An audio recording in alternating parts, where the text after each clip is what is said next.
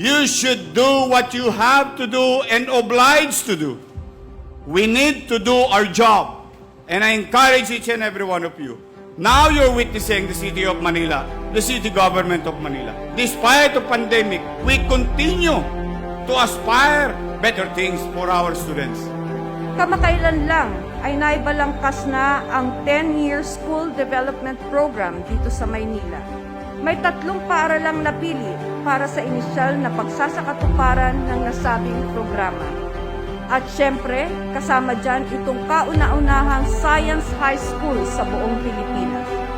Kaya ngayong umaga ay isasagawa ang groundbreaking ceremony para sa bagong gusali ng Manila Science High School. Nabanggit ko po yun nung speech ko 2 years ago. Ngayon, kayo pa rin ang kauna-unahang Science High School na 10-story public school building. What an achievement for you and for all of us.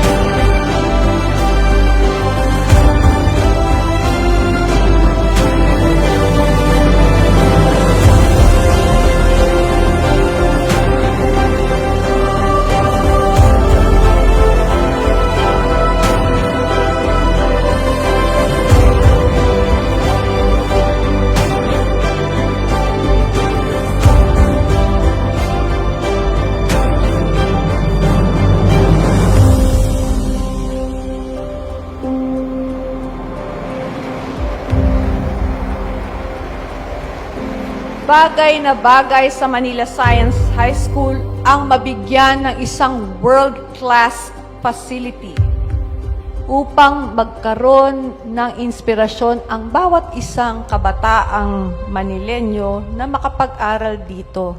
Ang bagong gusali na ito ay hindi lamang simpleng infrastruktura.